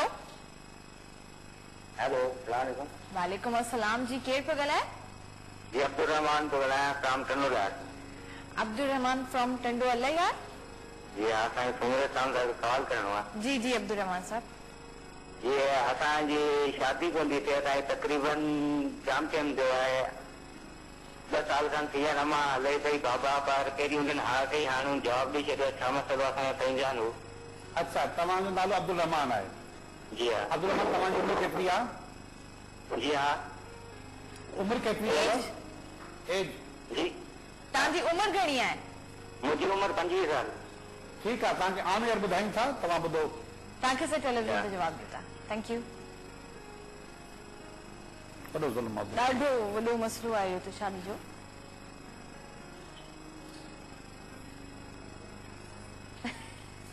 तव्हां कार्ड ॾिसो पिया ऐं सम्झण जी कोशिशि बि कयो पिया। हा। पहिरियों वारो कार्ड आहे उहो क्रॉस रोड ते बीहण जो आहे, यानी कि जंहिं माण्हुनि वटि हिन जो सवाल पियो आहे उते ही जेको क्रॉस रोड ते बीठा आहिनि, यानी उन्हनि को फैसलो नथो थिए। ठीकु आहे। ॿियो वारो जेको कार्ड आहे उन्हनि वटि चॉइसिस मौजूदु आहिनि, चॉइसिस। हिन करे को अब्दुल रहमान न आहे, ॿिया बि माण्हू ज़हन में आहिनि। ओके, उन्हनि वटि चॉइसिस मौजूदु आहिनि त ही बहितर आहे या हे वधीक बहितर आहे। ठीकु आहे। टी वरी जेकी ॻाल्हि आहे उहा इहा आहे त हू जेको ॿी के चॉइस ते था वञनि, अब्दुल रहमान ते नथा वञनि। ठीकु आहे। यानी कि तव्हांखे मां इहो मशवरो थो ॾियां त तव्हां जेको ॿी जाइ ते कंहिं बहितर जाइ ते ॾिसो, ही जेको रिश्तो आहे मां तव्हांखे पंहिंजे कार्ड जे हिसाब सां मुनासिब नथो सम्झां। Very good. अच्छा सुमित साहब, इहा मतिलबु तव्हां जेको कार्ड हींअर कढियो इहो हिकिड़ो कंफ्यूजन आहे, तव्हां इहो कार्ड इन पर्टिकुलर माण्हू जे लाइ कढियो आहे या जंहिंजे लाइ करे हू सवाल पियो करे हुनजे लाइ कढियो आहे? हिननि मूंखे पुछियो त मुंहिंजी शादी नथी थिए ऐं हू माण्हू जेको आहे पंहिंजा आहिनि ऐं जेको आहे ॻाल्हि नथा मञनि, असांजी जवाबु नथा ॾियनि। हाणे त मूंखे सवाल छा हुयो त छा मसइलो आहे मूंखे ॿुधायो। ठीकु आहे। मां इहो कार्ड कढियो आहे उन्हनि जे लाइ। ठीकु आहे। त छा मसइलो आहे? नंबर 1 कार्ड क्रॉस रोड ते बीहनि, फैसलो न थियनि। नंबर 2 कार्ड चॉइसिस मौजूदु आहिनि, 1 2 3 टे चॉइसिस हुननि जे साम्हूं मौजूदु आहिनि, उन्हनि में अब्दुल रहमान बि आहे। ठीकु आहे। वरी इन खां बाद ही कार्ड पहिरीं थोरी देरि पहिरियों आयो ऑफ द रेस थियण जो कार्ड आहे त ही जेको आहे हिन जंग मां हिन लाइन मां ॿाहिरि निकिरी ईंदा। अच्छा, ओके, ठीकु आहे। Very good. मतिलबु बिल्कुलु एक्यूरेट तव्हां जवाबु कार्ड हमेशह एक्यूरेट ॿुधाईंदा आहिनि। मां कॾहिं कॾहिं ग़लती करे सघां थो त ॿुधाइण महिल, या हू अगरि मूंसां ग़लति बयानी कंदा त पोइ ग़लती थी सघे थी। फर्स्ट कयो टीवी ते जेके माण्हू आमतौर ते जेके मुंहिंजो ॿियो प्रोग्राम हलंदो हुयो आवाज़ ते ई राति जो त कूड़ ॻाल्हाईंदा हुआ त मुंहिंजी शादी करे थी। तव्हांखे इहा बि ख़बर पइजी आहे त कूड़ ॻाल्हाइनि पिया? न कूड़ ॻाल्हाईंदा हुआ त कार्ड हुन महिल ग़लति थींदो आहे, ग़लति जवाबु ॾींदो आहे। मां को जादूगर न आहियां, मां मूं वटि को एॾियूं शयूं न आहिनि, पर उते कार्ड ग़लति ईंदो आहे, उनजो जवाबु ग़लति ईंदो। ठीकु आहे। तव्हां कूड़ ॻाल्हाईंदो जवाबु ग़लति ईंदो, मां कूड़ ॻाल्हाइणु चाहींदुमि जवाबु ग़लति ईंदो। कार्ड कॾहिं बि कूड़ न आहिनि ॻाल्हाईंदा। मतलब यो कुछ जादू है छा? यो कड़ो ना त अगर तहां से के कूड़ गलाए तो वो कार्ड्स बुदा छेना त यो कूड़ पे गलाए। यो भी खबर पवंदी है पर बाद औकात मुंजो ज़हन उनके जज न करे सकदो है। ठीक। पर कार्ड साके बुधाना कार्ड साके बुधाइंदो है पर मां जज न करे सकदो हां। फर्ज के मां उनके चई छना त ठीक है ताई शादी जो अगर 5-6 महीनन में थे थी मां कार्ड के पढ़ी छडियो बाद में वो मां बुधाए त मुंजी त शादी थियल है। थी सके तो ना हाँ उन माल मूं वटि जेको आहे इहा शइ ग़लती जी गुंजाइश मौजूदु आहे त मां ग़लती करे सघां थो। कार्ड ग़लती न आहिनि कंदा, मां उन माहौल जे लिहाज़ सां थी सघे थो ग़लती करे। Strange, very strange. मूंखे मतिलबु इहा हैरानगी बि थिए त तव्हांखे इहो बि ॿुधाईंदा आहिनि मतिलबु कार्ड इहो बि ॿुधाए सघंदा। अंदाज़ो थी कॉलर है, कॉल वठी वठूं। हेलो हेलो अस्सलाम वालेकुम। जी वालेकुम अस्सलाम। के पिया ॻाल्हाइनि? अजी चावला ख़ुश आहियो? जी अल्लाह जो शुक्र आहे। तव्हां ठीकु आहियो? मां बिल्कुलु ठीकु ठाक आहियां। आमिर खान पालारी फ्रॉम जमपीर। आमिर खान पालारी फ्रॉम जमपीर। जमपीर यो किथे आहे जमपीर? तव्हां मूंखे ॿुधायो। ज़िला ठट्टा में आहे। अच्छा जी, छा तव्हांखे प्रोग्राम कीअं पियो लॻे? प्रोग्राम माशाल्लाह तमामु सुठो पियो लॻे, इन करे मूं चयो त अॼु दिलि थी चए तव्हांजे प्रोग्राम में शामिल थियां। थैंक यू तव्हांजी सुमरे साहब खां हिकिड़ो सवाल बि आहे। जी जी करियो। जेके नंढे हूंदे जेके असां रिश्ता तय करे छॾींदा आहियूं नंढे हूंदे ऐं तक़रीबन अञा 3-4 महीननि जी छोकिरी ऐं छोकिरो त असां अॻु वठी रिश्ता तय करे इहो छो थींदो आहे भला? हा साईं, इहो असल में इहो तव्हांखे ऑनियर जवाबु ॾियूं। ॿियो कुझु सवाल तव्हां करणु चाहींदा? ॿियो बिल्कुलु इहो करणु त चाहियूं त अॼुकल्ह जेके प्रेमी जोड़ा आहिनि माशाल्लाह जेके पंहिंजे माइटनि जा घर छॾे वेंदा आहिनि। हा हा। ऐं मां इन में छा कयां? माइटनि जी जेकी सा उन्हारे ॻाल्हि का कुझु अहिड़ो का हिसाब किताब आहे या उन तरबियत घटि हूंदी आहे छा? कुझु उन्हारे ॻाल्हि का माशो का महबूब सां घर छॾे हली वेंदी आहे, माइटनि खे 1000 में विझी ईंदा आहिनि। अच्छा, इन जे बारे में ठीकु आहे, तव्हांखे असां ऑनियर जवाबु ॾियूं था। Thank you for calling. Larkana ज़िलो में आहे असल में मुआशी मसलो आहे। सॉरी ठट्टा। ठीकु आहे, मुआशी मसलो आहे त नंढे लाइ जेकी शादी, हाणे शादी अगरि ॾिठो वञे त ही एग्रीमेंट आहे ॿिनि माण्हुनि जो त तव्हां हेॾो वियो मां हे वियो ऐं कुझु शर्तूं विच में रखी करे एग्रीमेंट कयूं त असां हिकिड़ी ज़िंदगी गॾु गुज़ारींदासीं। ठीकु आहे। हिकिड़ा मासूम ॿार जिन खे ख़बर ई न आहे, जिन खे सोच ई न आहे त ही केरु आहे मां केरु आहियां ऐं इहा शादी छा थींदी आहे, उन्हनि खे वेही करे हिकिड़ो एग्रीमेंट कराइजे त इहो त ग़लति आहे न। बिल्कुलु इहो हिकिड़ो त वॾो माशी मसइलो आहे। त सभिनि खां पहिरीं उन्हनि पुछो त इहो छो थींदो आहे। हाणे जेको माशी मसइलो आहे, माशी थो चवां समाजी मसइलो आहे, सोशल जेको प्रॉब्लम आहे, उन सोशल प्रॉब्लम्स खे जेको असां सोशल तरीक़े सां ई आहिस्ते आहिस्ते हल कंदासीं, ऐं जेसिताईं एजुकेशन न ईंदी तेसिताईं इनखे न करे सघंदासीं। ऐं असां वटि मां तव्हांखे ॿुधायां, एजुकेशन ॾिठो वञे त ॾाढी आहे, पर उनखे इम्प्लीमेंट न पियो एग्जैक्टली इम्प्लीमेंट न बिल्कुलु सही ॻाल्हि आहे। असां अखियुनि ते पटी ॿधी छॾंदा आहियूं, ठीकु आहे, पोइ असां पढ़ियल लिखियल हुअण जो को फ़ाइदो न आहे। ॿी ॻाल्हि हिननि ॿुधाई प्रेमी जोड़नि जी, जेके प्रेमी जोड़ा जेको आहे पंहिंजे माउ पीउ जी इज़त लोड़े करे जेके भॼी था वञनि या हलिया था वञनि, ज़िद करे शादी कनि था, हा जेका जेका असल में छा आहे त इहो बि वाकई हिननि इहो बि सवाल कयो त छा उन में असांजी कोताही मौजूदु आहे पीउ माउ जी, त असां उन्हनि खे सही डील न कयो। बिल्कुलु आहे। सभिनि खां पहिरियों उहो मसइले जो जेको पहिरीं जेकी प्रॉब्लम आहे उन पहिरीं ॿुधाई, या त असां नंढे लाइ शादी था करे छॾियूं या वरी उनजी ॻाल्हि मञूं नथा, ठीकु आहे। ॿियो मां तव्हांखे ॿुधायां त थोरो असांजे माशरे में लव मैरिज खे असांजे मीडिया एॾो प्रोमोट कयो आहे, एॾो हाईलाइट कयो आहे, एॾो हाईलाइट कयो आहे, हो सम्झनि था त ज़िंदगी जी आख़िरी मंज़िल लव मैरिज आहे, आख़िरी शइ जेको लव मैरिज आहे उनखे जेको परिस्टिश यानी कि पूजा जी हद ताईं जेको आहे सही करार ॾियनि था।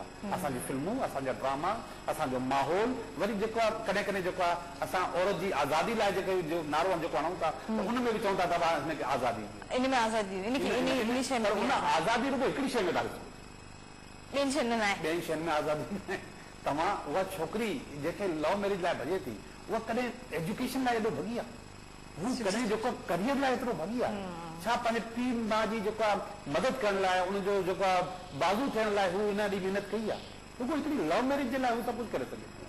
ऐं ॿी ॻाल्हि ॿुधायांव त हीउ हिकु अहिड़ो अमल आहे जंहिं अमल करण जे दौरान इंसान जो ज़हन कमु करणु छॾे ॾींदो। बिल्कुलु सही, इलाही सुठी ॻाल्हि तव्हां असांखे ॿुधाई। ब्रेक जो अच्छा ब्रेक का टाइम है, ब्रेक जो टाइम है, सुमित साहब वरी तव्हां सां गॾु अची डिस्कशन कंटिन्यू कंदासीं। Short commercial.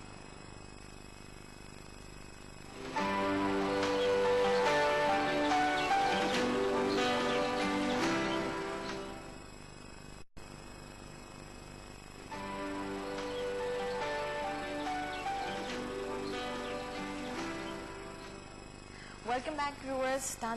प्रोग्राम में असां गेस्ट के इनवाइट किया हुआ है, world Memon organisation youth wing Pakistan chapter जा चेयरमैन आहिनि, ऐं मेमन जमात जे लाइ करे मोटिवेशनल प्रोग्राम्स ऐं डिफरेंट क़िस्म जा जेके एजुकेशन जा प्रोग्राम्स आहिनि उहे बि कंदा रहंदा आहिनि। अल्ताफ़ यानी साहब, वेलकम टू द शो। अच्छा अल्ताफ़ साहब, मुझे पहले ये बताएं कि वर्ल्ड मेमन ऑर्गेनाइजेशन मतलब किस तरह का काम करते हैं? हाँ, एक्चुअली जिस तरह नाम से आपने अंदाज़ा किया होगा कि वर्ल्ड मेमन ऑर्गेनाइजेशन ये दुनिया भर में जो मेमन बरादरी आबाद है, दुनिया भर के कोने कोने में, उन सबको किसी एक प्लेटफॉर्म मिलाने के लिए कोई आज से कमोबेश 8 साल पहले कोशिश शुरू हुई थी जिसकी, और उस पर अल्हम्दुलिल्लाह बड़ी सक्सेस रही और पूरी दुनिया से जो है उसमें लोगों ने, मेमन बरादरी के लोगों ने जो है वो आना शुरू किया।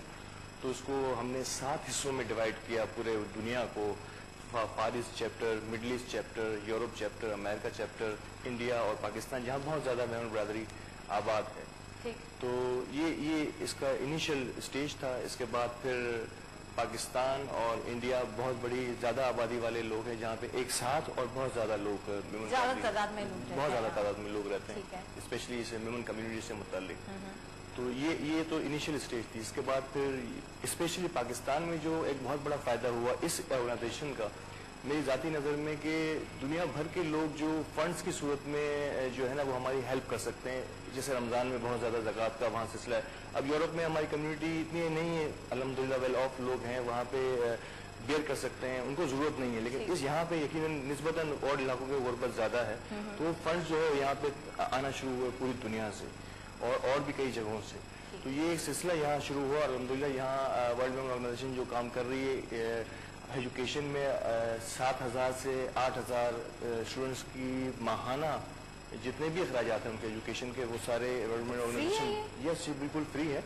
और इनके जहाँ भी जिस भी स्कूल में पढ़ना चाहें उनके सारी फीसें जो हैं वो वर्ल्ड मेमन ऑर्गेनाइजेशन जो है वो अपने हिसाब से अपने अकाउंट में से उनको पे करती है। वो जहाँ भी जिस स्कूल में पढ़ना चाहें, इवन जिस यूनिवर्सिटी में पढ़ना चाहें, वहाँ भी एक स्टूडेंट के लिए मिनिमम 1 लाख रुपया पर सेमेस्टर जो है वो इन्होंने एक हद रखी है कि इस तक की वो पेमेंट करते हैं हम अपने हायर एजुकेशन के स्टूडेंट्स को। अच्छा जी। اور میں جیسا آپ نے تعارف میں کہا کہ میں یوتھ ونگ کو ہیڈ کرتا ہوں، تو یوتھ ونگ میں بھی ہم نے کوشش کی ہے کہ پاکستان کے اسپیشلی جو ہے وہ کراچی کی جو ویمن یوتھ ہے جو ادھر ادھر بکھری ہوئی ہے، وہ چاہ رہے ہیں کہ اس کو دوبارہ سے ایک کسی پلیٹ فارم پہ لا کے ان کے لیے ڈفرینٹ پروگرامس ہم نے کوشش کی ہے. میں 2 سال سے اس کو ایڈ کر رہا ہوں اور اللہ کا شکر ہے کہ میں اپنے طور سے کہہ سکتا ہوں بڑا مطمئن ہوں. میں نے ویمن یوتھ کو دوبارہ ایک پرچم تلے جمع کرنے میں پڑھی لکھی یوتھ کو کامیاب ہوا، اور اب ہم کوشش کر رہے ہیں کہ جب ہم گیدر کر رہے ہیں، نیٹ ورکنگ سیشنز ہمارے ہو رہے ہیں، اس کے بعد ہم ان سے کو اور بڑا کام اس سے بھی زیادہ بہتر لے سکیں. بہترین. اچھا، آپ نے مطلب ویمن جو جماعت ہے ان کی تعداد انٹیریئر میں کتنی ہے اور ان کے لیے آپ نے کیا کیا؟ اچھا، ایکچولی انٹیریئر میں ویمن جماعت ایسا جماعتوں کی صورت میں نہیں ہے، لیکن الگ الگ یہ فیملیز کی صورت میں کہہ سکتے ہیں یا کچھ محلے ضرور ہیں، اس انداز سے ہم کہہ سکتے ہیں. ایسے پراپر جماعتیں حیدرآباد کی حد تک بھی. This time check is brought to you by مجھے سندھ دھرتی جی سرحان چاند. اب ایک ہی جگہ پہ رہنے کو زیادہ ترجیح دیتے ہیں، ان کا لائف اسٹائل اس انداز سے ہوتا ہے. اچھا. ہاں، تو لیکن خود مجھے ذاتی ایکسپیرینس ہوا بہت زیادہ کہ اتنے زیادہ ہیں، اتنا مجھے اندازہ نہیں تھا کہ ریسنٹلی جو ہمارا جو فلڈ بدقسمتی سے پاکستان میں آیا، انٹیریئر سندھ بہت زیادہ برے انداز سے متاثر ہوا تھا. تو وہاں ہم نے یہ ہمارا اندازہ یہ تھا کہ ہمیں یہاں سے صرف لے کے نکلنا ہے سامان. ہم نے یہ نہیں سوچا کہ ہم ویمن کے لیے جا رہے ہیں یا نان ویمن کے لیے. یہاں سے بہت بڑی تعداد میں، جس سے میں کہوں گا کہ کروڑوں کا فنڈ جو ہے وہ آؤٹ سائڈ پاکستان سے ہمارے پاس آیا اس فلیٹ کے لیے، اور پھر ہم نے ایک کمپین کی صورت میں ڈائیورٹ کیا سارا انٹیریئر سندھ. اس طرف ڈفرینٹ دوروں کے دوران بھی ہمیں پتہ چلا کہ ایک بہت بڑی تعداد جو وہاں پہ متاثرین میں بھی شامل تھی ویمن کمیونٹی کی، اور جو کہ پھر وہاں ہم نے پھر 2-3 اسٹیپس میں ہم نے اس کو شفٹ کیا تھا ہماری اس پوری کمپین کو. نمبر 1 ریسکیو تھا. ریسکیو میں ہم نے تمام لوگوں کو، ناٹ اونلی ویمن، ساری جتنی بھی کمیونٹی افیکٹڈ تھی، خاص ایریا کو ہم نے جو ہے اس کو ٹارگیٹ کیا تھا، اور وہاں سے ریسکیو کر کے ان کو کیمپنگ فرسٹ فیز میں، اس کے بعد ریہیبلیٹیشن تک ہم انشاءاللہ ان کے ساتھ رہے ہیں، اور اب تک بھی ہمارے دورے اور ان سے ان ٹچ ہیں ہم وہاں کے لوگوں کے ساتھ. تو الحمدللہ بڑا اچھا کام ہوا. اب کیا حالات ہیں وہاں پر؟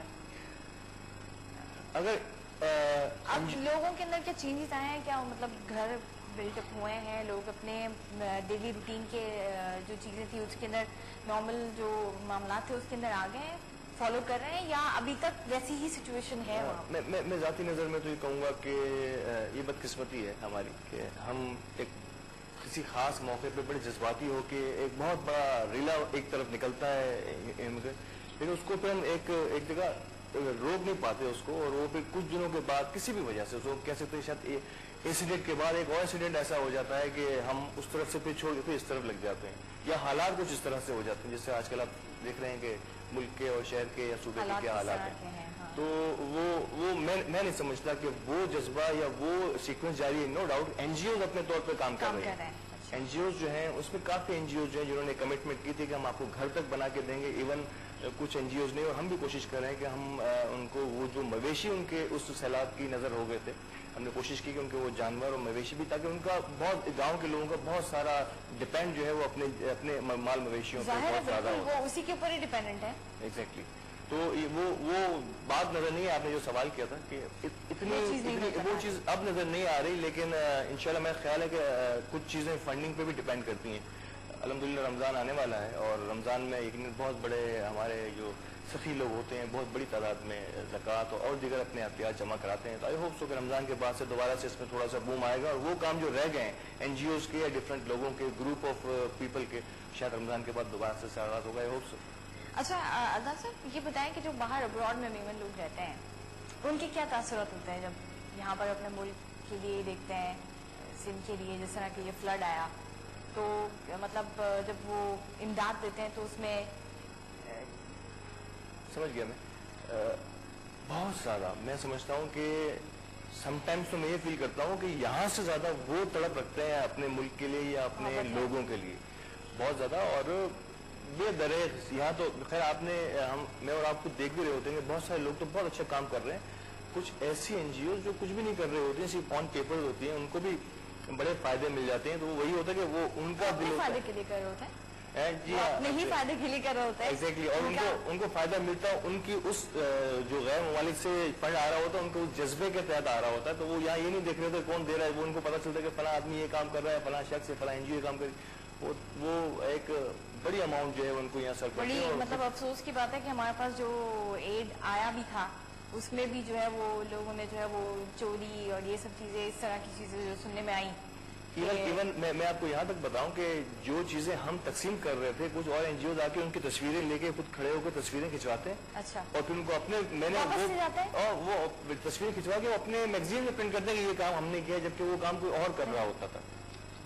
मतलब यहाँ तक भी हमने जब इस पूरी कैंपेन में देखा कि एक जगह पे अगर एक ट्रक खाली हो रहा है, वहां पे आपको पता है जिस अंदाज से बांटा जा रहा है, तो कुछ और लोग अपना बैनर लेके, अपना कोई भी ऐसा बैच लेके वहाँ पे कुछ और पिक्चर्स ले ली, और फिर अगले दिनों में बाद 2-4-6 महीने के बाद मैंने खुद देखा कि ये तो तस्वीर ये तो वो थी जो हम काम कर रहे थे या कोई और काम कर रहा था, लेकिन ये लोग तो नजर ही नहीं आ रहे थे। तो इस किस्म की भी चीजें हैं, लेकिन ये सब उनकी उस सिंपैथी जो आपने बात की कि जो अब्रॉड हमारे लोग रहते हैं, उनका जो हमारे साथ एक जज्बा है, उससे समझ लें नाजायज फायदा उठाने वाली बात है। लेकिन ये चंद लोग हैं, मैं समझता हूँ वो चंद लोग हैं जो इस किस्म का फायदा उठाते हैं, वरना बहुत काम हुआ है। आपने देखा कि पूरी कौम एक होके जो ना एक तरफ, उसने उस वक्त किसी ने नहीं देखा कि कौन सिंधी है, कौन पंजाबी है, कौन सी जबान बोलता है, कौन किस तरह चलता है, किस तरह उठता बैठता है। मेरे ख्याल से सोचना भी यही चाहिए हम लोगों को। हमें ये नहीं सोचना चाहिए कि कौन सिंधी है, कौन पंजाबी है, कौन जो भी है, लेकिन हम ये अगर सोचे कि हम पाकिस्तानी हैं और ये हमारी जमीन है और नुकसान हो रहा है तो हमारी जमीन को हो रहा है, और हम जो भी फायदा देंगे वो हमारी जमीन को होगा। अगर ये सोच रखे तो हम आज से पता नहीं, मतलब अभी जो हालात है पता नहीं कहाँ पहुंच जाते हैं। बिल्कुल सही कह रहे हैं। अच्छा, यंगस्टर्स के लिए आपने एजुकेशन के प्रोग्राम किए, कहाँ किए? अच्छा, जैसे किस तरह के प्रोग्राम आप लोग अरेंज? हाँ, इनिशियली तो जैसे हमारा जो एक एजुकेशन फॉर ऑल का सिलसिला है वो तो मुस्तकिल सिलसिला जारी है। एक आपका इंस्टीट्यूट है नाजिबाद में, बड़ा मशहूर। जी हाँ, एक नाजिबाद में, और एक हमारा कोरंगी में इंस्टीट्यूट जो है एजुकेशन के लिए बहुत मशहूर है। वहाँ कोई कैद नहीं है कि वो मेमन है या नहीं है। अराउंड जैसे कोरंगी में वैसे ही मेमन आबादी बहुत कम है, मेमन कम्युनिटी आबादी। वो कोरंगी में हमने सिटी डिस्ट्रिक्ट के ताउन से एक बहुत बड़ा इंस्टीट्यूट है, जो मेरा ख्याल है कि आजकल जो उसकी तादाद है उसमें कोई 3 से 3,500 बच्चियां और तकरीबन 2,000 करीब लड़के बैक वक्त एक दिन में तालीम हासिल कर रहे होते हैं मुख्तलिफ शिफ्टों के अंदर। और ये 3 महीने के क्रैश कोर्सेज होते हैं वोकेशनल ट्रेनिंग की।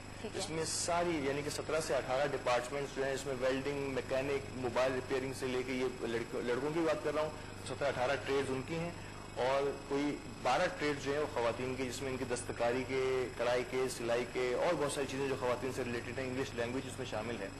तो ये तो मुस्तकिल सिलसिले हैं हमारे, जो मेमन इंडस्ट्रियल एंड टेक्निकल बहुत शुरू से, मतलब पहले से चल रहे हैं? नहीं, ये इसको ज्यादा देर नहीं मेरा ख्याल। हाँ, इसको 2 साल हुए हैं। इसको मैंने कहा ना, WMO को इटसेल्फ जो है वो 8 साल हुए हैं, और ये 2 साल पहले सिटी डिस्ट्रिक्ट गवर्नमेंट के दौर में इसका आगाज हुआ था, और अल्हम्दुलिल्लाह बहुत सक्सेसफुल रहा। हमारी तवक्को से कई गुना ज़्यादा हमारे चेयरमैन HM शहजाद साहब ने बहुत मेहनत की उस पर, और वो अल्हम्दुलिल्लाह मैं समझता हूँ कि वहाँ से हुनर हासिल करने के बाद जो है, अब हमने नाइट क्लासेस का वहाँ आगाज़ किया। तो अब अंदाज़ा कर रहे हैं मैम कि बहुत बड़ी तादाद उन लोगों की जो दिन में काम करते हैं लेकिन को हुनर सीखना चाहते थे, मजदूरी से हट के वो हुनर की तरफ आना चाह रहे हैं। तो हमारी रात की क्लासेस जो मैंने नाइट की क्लासेस शुरू की, उसमें बहुत अच्छा रिस्पॉन्स हमें मिला है। वो लोग चाहते हैं कि कुछ अपने हाथ में हुनर हो। और रिसेंटली हमारे पास German ambassador, US ambassador, UK के एम्बेसडर्स ने भी वहाँ विजिट किया है, और हमें भरपूर अपनी ताउन का भी यकीन दिलाया। इस काम को देखे स्टेट ऑफ आर्ट, मैं चाहूँगा कि आवाज़ TV की टीम भी कभी वहाँ पहुँचे। वो स्टेट ऑफ आर्ट बना हुआ है एक पूरा इंस्टीट्यूट, और अगर आप देखेंगे तो कई लोगों को बहुत ज़्यादा फायदा होगा उससे। बेहतरीन कॉलर है हमारे पास। हेलो जी, अस्सलाम वालेकुम। हेलो, वालेकुम सलाम। के पिया ॻाल्हाइनि? मां नूरजहान कुमरो जैकबाबाद खां थी ॻाल्हायां। नूरजहान जैकबाबाद मां पिया ॻाल्हायो। जी नूरजहान साहिबा, छा चवण? हा, मां पहिरियों त तव्हां ॿुधायो असांजो प्रोग्राम तव्हांखे कीअं पियो लॻे? असांजो प्रोग्राम तव्हांखे कीअं? ॾाढो सुठो थो लॻे ऐं ॾाढो सुठो लॻे थो। Thank U. मां अॻिते खां सवाल करणु चाहियां थी। जी जी जी। मां जंहिं बि शइ में हथु विझां थी या कंहिं कारोबार में, त मुंहिंजो अॻिते नथो वधे, उन स्वभाव जी पोइते वञे थो। अच्छा, तव्हांखे बि कम में माना को कम करण चाहे था तो वो ज्यादा अॻियां जेको आहे उनमें सक्सेस नथी मिले वो पोइते वञे थो पोइते थो वञे। अच्छा ठीकु आहे, तव्हांखे असां ऑन एयर जवाब ॾियूं था। जी जी सभिनि खां पहिरीं ॻाल्हि इहा त जेकी पहिरियूं ॻाल्हियूं थियनि पियूं त मां चईंदुमि त इहे कंटिन्यू थियनि। घटि ॻाल्हियूं वठंदो त हीअ ॾाढी इंपॉर्टेंट ॻाल्हि, इहे हिन में वॾी जान आहे। मां जवाबु ॾियां थो, वॾी जान आहे। मूंखे ॾाढी ख़ुशी थी थिए साईं जेके हिते आया आहिनि अल्ताफ़ साहब, ॾाढी ख़ुशी थी थिए। ऐं हिकिड़ो वॾो ज़बरदस्त क़िस्म जो सबक़ु आहे। हाणे जीअं हिननि मूंखे ॿुधायो, हिननि तव्हांखे ॿुधायो, बल्कि त असां जेके उहे माण्हू जेके हुनर हासिल करणु चाहिनि था उन्हनि खे हुनर सेखारियूं था। असां वटि सॼो ॾींहुं शिफ्टूं थी वञनि, 3-4 हज़ार ॿार उते वञी करे सिखनि था। वरी इन्हनि खां बाद में इहो फील थियो त अहिड़ा माण्हू जेके ॾींहं में कमु था कनि, राति जो हुनर सिखणु चाहिनि था, उनजे लाइ नाइट शिफ्ट बि शुरू कई आहे। हाणे मां तव्हांखे ॿुधायां, ॿिनि क़िस्म जा माण्हू हूंदा अथव। हिकु जेको तव्हांजी ज़रूरत पूरी कंदा आहिनि त तव्हांखे जेको आहे मच्छी खाराइनि, तव्हां ही मच्छी वठो, ख़ैरात जी सूरत में पंहिंजो पेट भरियो, पंहिंजे ॿारनि जो बि पेट भरियो। हिकिड़े उहे माण्हू अथव जेके तव्हांखे मच्छी पकड़णु सेखारींदा आहिनि। ठीकु आहे, मच्छी जेको खाइण को सुठो आहे, मच्छी पकड़ण ते तवजो ॾियणु, तरीक़ो ॿुधाइणु घुरिजे त मच्छी खे कीअं पकड़जे। ऐं ही उहे माण्हू अथव जेके इहो कमु कनि पिया। ऐं जैसो जो हिननि खे मां पूरे सिंध खे जेके अहिड़ा माण्हू जेके वस वारा आहिनि, जिन वटि ताक़त आहे, उन्हनि खे चवनि था अहिड़े क़िस्म जे माण्हुनि जूं अहिड़ी तंज़ीमूं त असां वटि तंज़ीमूं ॾाढियूं ठहियल अथव। त हाणे हलिया वञो सिंध में, तव्हांखे नसल परस्ती जे हथे इलाही तंज़ीमूं मिलंदियूं। हर क़ौम जी काई न काई तंज़ीम आहे, पर इन लेवल ते मां हिकु तंज़ीम बि न ॿुधाईंदुसि। असांजे सखर में महिमाननि जूं इलाही तंज़ीमूं आहिनि, इलाही कमु कंदियूं आहिनि। हिते असां ॾिसूं था त हिते बि ॾाढो कमु थियूं कनि। इवन मां हिननि खे ॿुधायां, शायदि हिननि खे ख़बर हुजे, दादू में इलाही घणा महिमान अथव, इलाही हद खां वधीक महिमान अथव। त इहे मुख़्तलिफ़ तंज़ीमुनि जे ग्रुप जे सूरत में कमु कंदा आहिनि, ऐं न सिर्फ़ु पंहिंजे लाइ, पंहिंजी क़ौम जे लाइ, बल्कि ॿियनि जे लाइ बि कमु कंदा आहिनि। ऐं चवनि था त कोलंगी में हिकिड़ो बि महिमान न आहे, हक़ीक़त आहे, वाक़ई न आहे। महिमान सभु जेको आहे सिटी में रहंदा आहिनि या ओल्ड सिटी में रहंदा आहिनि, हिन पासे में न रहंदा आहिनि, त ॿियनि जे लाइ कमु कंदा। ऐं कोलंगी जेको आहे इंतिहाई ग़रीब माण्हू थियो आहे। ठीकु आहे, मुर्जा मां तव्हांखे हिकिड़ो टोटको ॿुधायां थो, कार नथो कंदा, बरकत लाइ, ऐं इन ते तव्हां अमल कयो, इनशाला तव्हांखे। ऐं उहे माण्हू जेके सम्झनि था त उनजे कारोबार में, कम में बरकत लाइ सभु करे सघनि था। अटो, खंडु, सूजी, सवा पा, सवा पा अटो, सवा पा खंडु, सवा पा सूजी, इहो वठी करे मिलाए करे कंहिं बर्नीअ में रखो। रोज़ानो सुबुह जो हिकिड़ो चमचो तव्हां किवलिन खे ॾींदा कयो, रोज़ानो सुबुह जो हिकिड़ो चमचो किवलिन खे ॾींदा कयो। तव्हांखे एॾी बरकत पवंदी, तव्हां संभाले न सघंदो। इहो तव्हां बग़ैर रिज़ल्ट जे इंतज़ार जे इहो कंदा रहो। तव्हां हिकिड़े माण्हू खे मां चवंदुमि खारायो त तव्हां नथा खाराए सघो, सुभाणे चवंदुमि मां कुकड़ जेको घोरियो त तव्हां उहो बि नथा करे सघो। पर इहो जेको मां ॿुधायो आहे 60-70 रुपए जो जेको आहे, 2.5-3 महीना तव्हां वठंदो। सवा पा खंडु, सवा पा सूजी ऐं सवा पा अटो बर्नी में रखो, हिकिड़ो चमचो रोज़ किवलिन खे ॾियो, इंशाल्लाह बरकत पवंदी। इन एडवाइस से तव्हां अमल करो, इंशाल्लाह तव्हांजो सॼो जेको बि प्रॉब्लम आहे उहो सॉल्व थी वेंदो। टाइम आहे ब्रेक जो, ब्रेक खां पोइ वरी अची वापसि कंटिन्यू करूं था। Time for short commercial.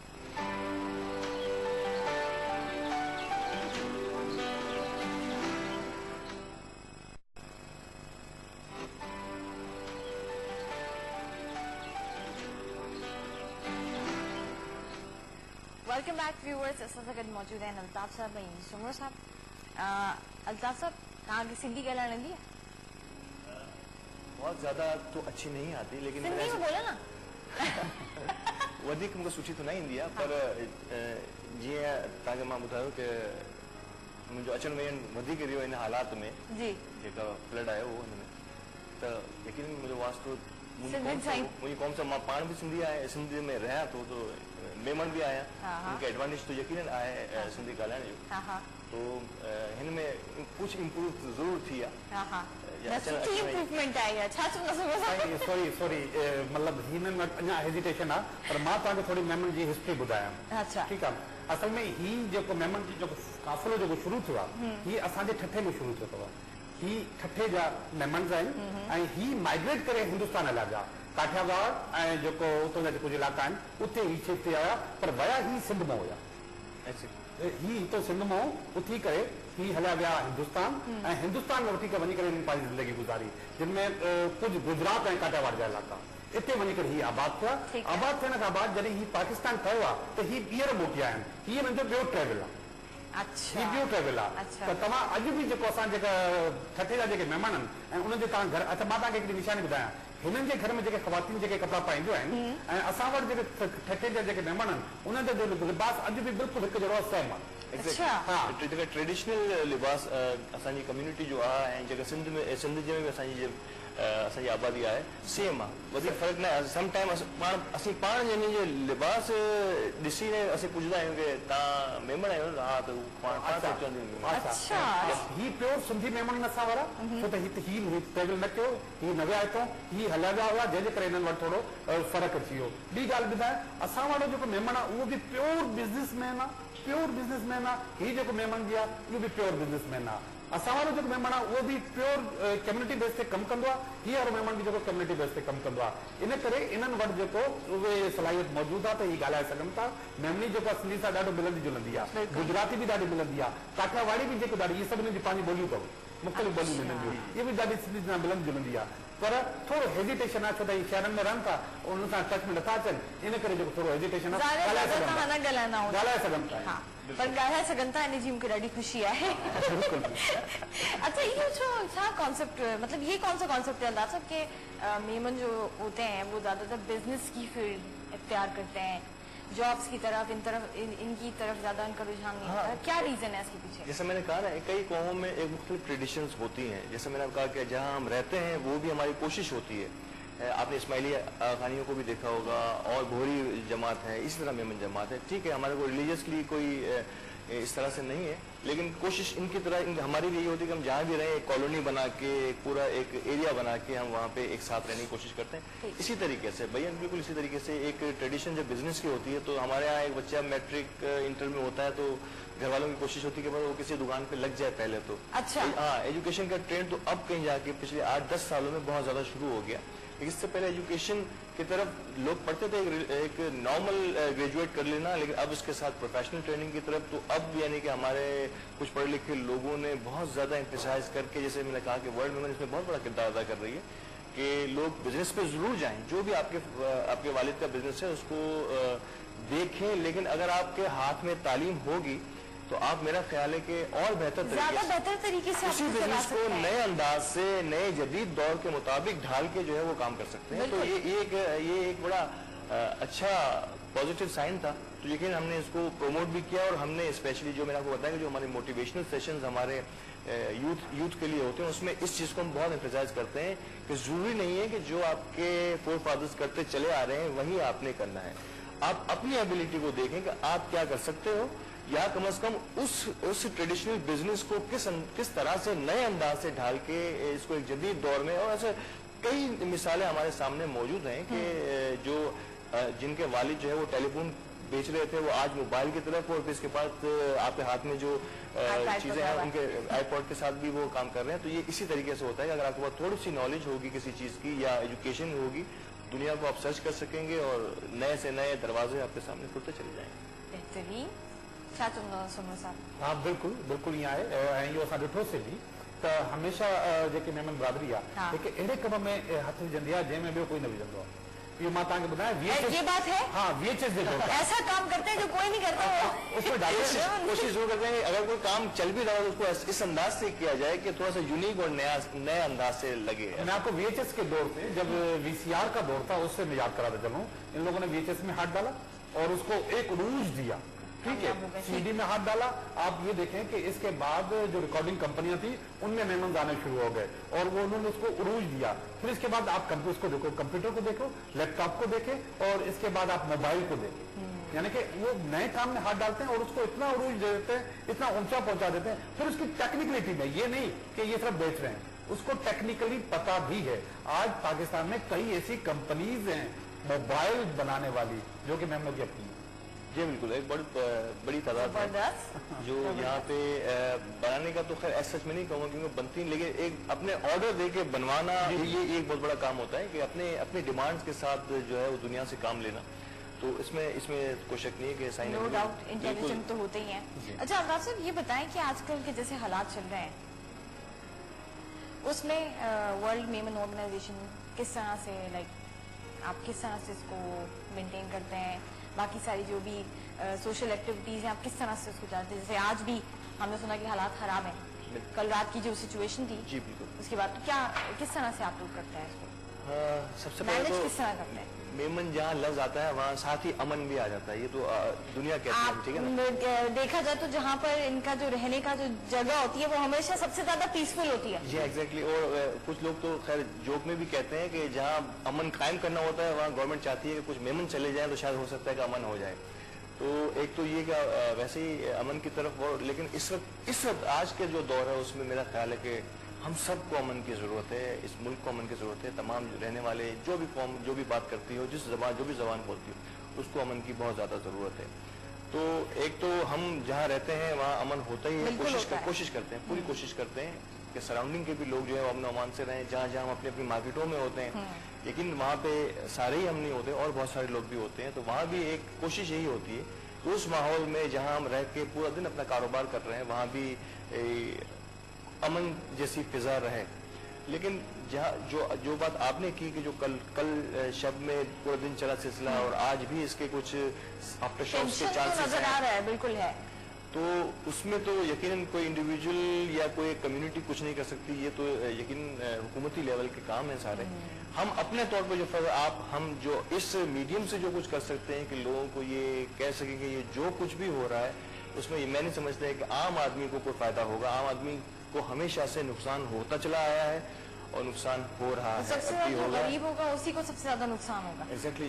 अगर जो तो कोई इतना फर्क नहीं पड़ता, लेकिन जो गरीब होगा उसको सबसे ज्यादा नुकसान। बिल्कुल, जो रोज कमाने वाला रोज खाने वाला है उसे घर में एक दिन की छुट्टी से। मैं इसीलिए आपसे पूछ रही हूँ क्योंकि मेमन हजरात जो होते हैं ना ज्यादातर बिजनेस करते हैं, तो ऐसे हालात होते हैं तो फिर उनका बिजनेस बंद करना पड़ता है, उनकी शॉप बंद करनी पड़ती है, उनका जो भी होता है, फिर क्या करते हैं? बिल्कुल बिल्कुल। बहरहाल मैं तो इससे और थोड़ा सा आगे जाके कि अगर एक दो चार जन के लिए जिन्होंने मैंने आपको पहले बताया कि अच्छा काम करने वाले लोग होते हैं, उनके 2-4 दिन दुकान बंद भी रहेगी तो कोई बात नहीं, लेकिन इसके साथ ही नुकसान तो है। एक फारिग बैठना जो है ना, ये खुद एक सेल्फ नुकसान होता है। इस प्रोग्राम के बाद यकीन हम फारिग बैठ जाते हैं तो वो भी हमें भी फील होता है कि हम इतना अच्छा काम कर रहे थे, लोगों को इस मीडियम के थ्रू कुछ बता रहे थे और फिर हमें फारिग बैठना पड़ रहा। तो जो बिजनेस जब किसी वजह से भी रुक जाए नुकसान तो है, लेकिन इसके साथ साथ वो लोग जिनका बेस ही उस दिन की कमाई से होता है, अगर कोई ट्रांसपोर्टर है जो छोटा एक रिक्शा लेके चला रहा है या और कोई छोटी सी दुकान या अपने सर पे कोई चीजें रख के वो बेचने के लिए निकल रहा है, उसका सिलसिला उसके बच्चे इंतजार इस बात का कर रहे होते हैं कि शाम को मेरे अब्बू कुछ आएंगे तो कुछ लाएंगे, लेकर आएंगे। और अगर वो खाली हाथ जा रहा है, वो शख्स इसी इन हालात की वजह से या वक्त से पहले घर पहुंच जाता है, तो कई लोगों की उम्मीदें जो है वो दम तोड़ जाती हैं इन हालात की। डिप्रेशन होता है एक तरह से। बिल्कुल, मैं आपको बताऊं, एक लफ्ज इस्तेमाल होता है आमतौर मार्केटिंग में, एंटरप्रेन्योर। मैंने ज्यादातर एंटरप्रेन्योर होते हैं, ये जॉब की तरफ पहली बात है कि नहीं जाते हैं। जॉब का मकसद है कि एक आदमी गया तो उसको महीने के एंड में 8-10 हज़ार 25 हज़ार मिलते हैं, जिससे उसका गुजारा होता है। एक दिन 2 दिन छुट्टी हो गई, इस सच कोई फर्क नहीं पड़ता। अब जो एंटरप्रेन्योर होते हैं ये खुद भी कारोबार करते हैं और दूसरों के लिए कारोबार मुहैया भी करते हैं। इनके जो नीचे जो डाउन द लाइन जो है ना, इनके पास अच्छे खासे वर्कर्स होते हैं, ठीक है, काम करने वाली एक टीम होती है जिन सबको उन्होंने रोजगार देना होता है, ठीक है, इनके पास काम कर रहे होते हैं, ठीक है। तो एंटरप्रेन्योर जब वो उसका गेट बंद हो जाता है, दरवाजा बंद हो जाता है, तो उस पूरी टीम का दरवाजे बंद हो जाते हैं। एक तसलसल है, ये काफी आगे बढ़ जाता है। और दूसरी बात है कि डिप्रेशन जो आपने कहा था, डिप्रेशन वो इंसान को तबाह, बिल्कुल सही मानों में तबाही है, वो डिप्रेशन ही है, स्ट्रेस ही ज्यादा है। हाँ, स्ट्रेस जो है, आप ठीक है कि एक आदमी ने एक दिन हो सकता है कि भूख पे गुजार दिया हो, मगर कल मैं एक इंटरव्यू सुन रहा था कि एक लड़के ने बड़ी मुसीबत से बहुत ज्यादा पैसे जमा करके एक मोटरसाइकिल खरीदी थी, और उसको उस मोटरसाइकिल की जरूरत इसलिए नहीं थी कि वो आएगा जाएगा, नहीं, जहां जो जॉब करता था उसकी रिक्वायरमेंट थी कि मोटरसाइकिल होनी चाहिए, मोटरसाइकिल होनी चाहिए। उसने इधर उधर से पकड़ के अपने पैसे जमा करके मोटरसाइकिल उसने खरीद ली और कल उसकी मोटरसाइकिल जला दी। Oh my God, very sad, very sad.